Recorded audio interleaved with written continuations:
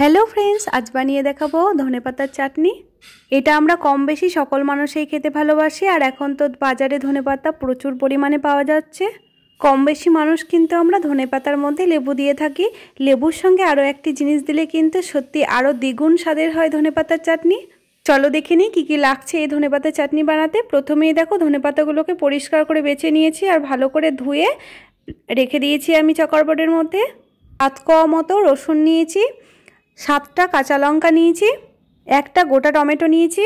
তেঁতুলটাকে জলে ভিজিয়ে রেখেছিলাম, ভেজানো তেঁতুলটাও আমি এর মধ্যে দিয়ে দিলাম। তেঁতুল দিলে ধনেপাতার চাটনির স্বাদ কিন্তু আরও দ্বিগুণ পরিমাণের হয়ে যায়। ধনেপাতাগুলোকে কুচি কুচি করে নিয়েছি আর মিক্সির জারে দেখো আমি বেটেও নিলাম।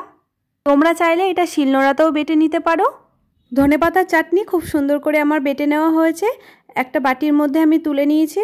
আগে কিন্তু আমরা লেবু দিয়েই খেয়েছি, তেঁতুল দিয়ে খেতে যে এত স্বাদের হয় সেটা আগে কিন্তু সত্যিই জানতাম না।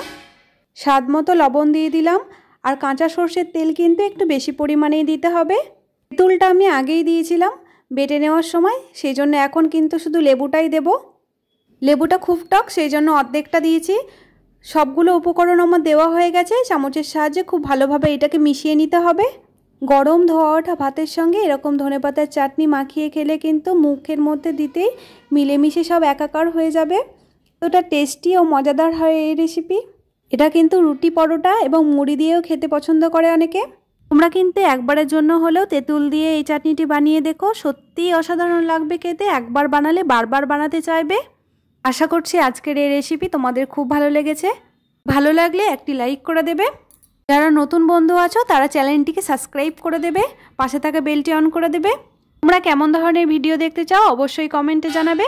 শেয়ার করতে ভুলো না যেন। আজকের মতো টাটা বন্ধুরা, আবারও ফিরে আসছি অন্য কোনো দিন অন্য কোনো রেসিপি নিয়ে।